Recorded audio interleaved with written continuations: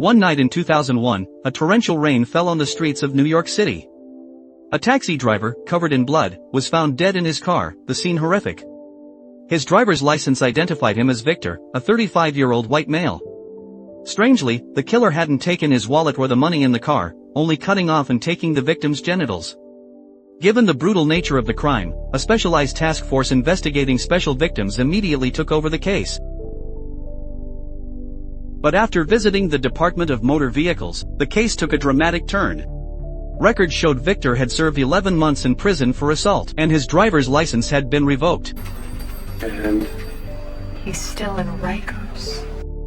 Investigating Victor's criminal record, officers discovered he was a real villain. He'd recently been involved in pimping, leading to the arrest of 2 married clients. A complete scumbag. So the question is, who was the man found dead in the car? The experienced captain immediately noticed. The license photo was unevenly affixed, so he decisively used a knife to cut open the lamination, and discovered the victim had forged the license with his own photo. Following this only lead, Benson and Taylor immediately went to Rikers Island Prison to question Victor, who was still serving his sentence. Victor, who disliked the police, was initially uncooperative, but upon hearing he could earn a reduced sentence for cooperation, he readily recounted what happened.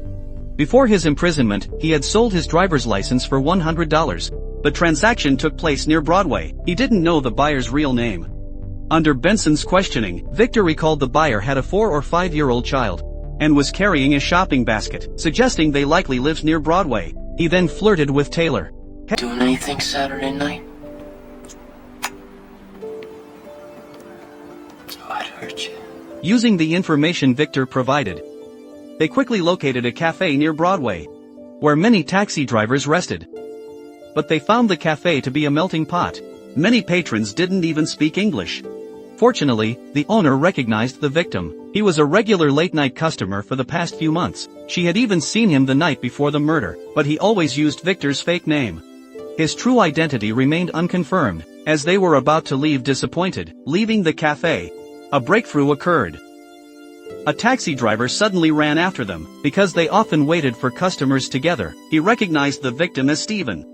Whether it was Curry or not, he didn't know. The night before, at midnight, he was about to enter the cafe, when he noticed 2 female passengers getting into Stephen's cab. It was too dark to see their faces.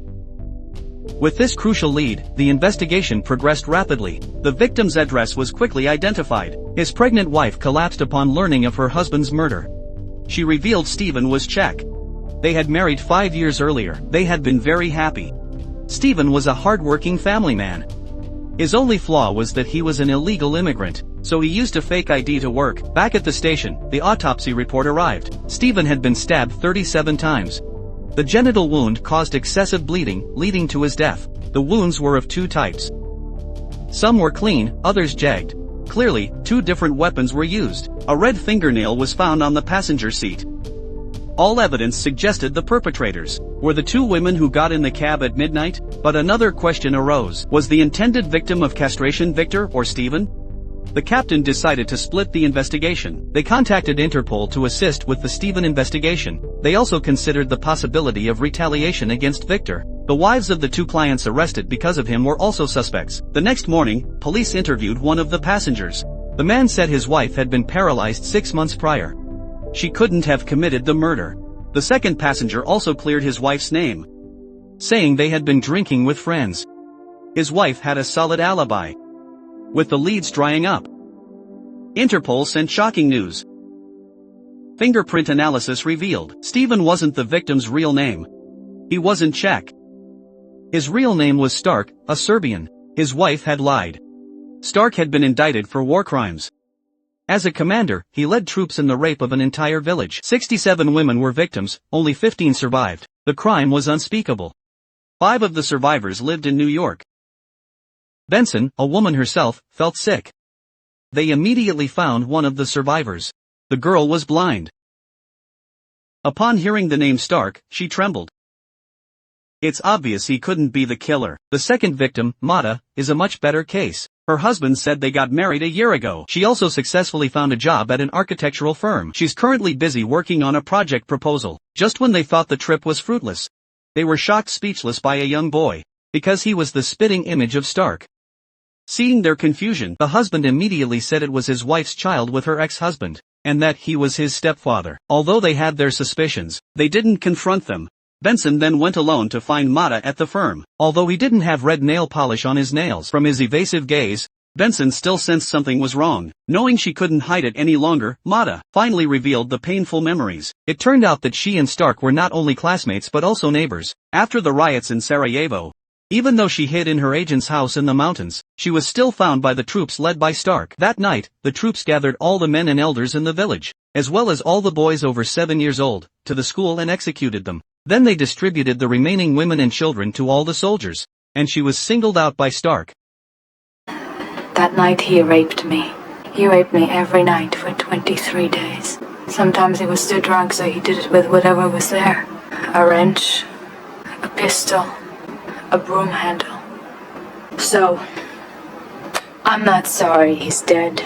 Hearing this horrific and heinous crime, even Benson, a veteran detective, felt an urge to stop the investigation. After a night of calming down, Benson and Taylor found the third victim, Anya. By now, she had become very successful. She ran a high-end restaurant, but unexpectedly, when Anya learned of Stark's murder, she was even more direct. Good. After saying that, Anya didn't want to say any more, but the sharp-eyed Taylor noticed her injured left hand, and the nail polish on her nails was red, and the nail on her index finger was broken. Just take it back to the police station for DNA testing, and the truth will come out. But unexpectedly, when Anya saw Mata outside the window, she immediately lost control. She suddenly grabbed a knife from the table. The scene became chaotic. But Anya didn't hurt anyone. She ended her own life with a single stab. Before she died, she pulled Taylor close. She whispered her last words in his ear. Back at the police station, Mata confessed everything. Because they were from the same village, she and Anya were old acquaintances. That night, they went out drinking together. Fate, however, had other plans. On their way back, they unexpectedly got into Stark's taxi. This demon had appeared in their nightmares countless times. They recognized him immediately upon hearing his voice. Stark, however, had no memory of them. Mata felt hot and dizzy. Then, in a daze, she saw Anya in the passenger seat stabbing Stark in the head. Then, uncontrollably, she also stabbed him. Went up on the curb, and we were out of the car, and we pulled open their front doors, and we stabbed them more, and again, and again. I was seeing him taking his clothes off. I was feeling him pushing into me, forcing me. Everyone was shocked after hearing the confession. They started to pity the unfortunate woman.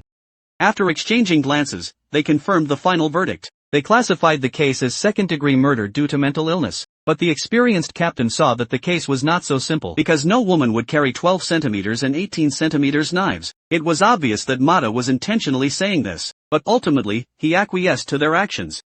Man one? I'll take man two and smile. Severe emotional distress. I sure as hell don't want to go to trial. All they've got to do is get Tanzik's war crimes indictment in, and her friend's suicide, and she'll get a walk. How much time?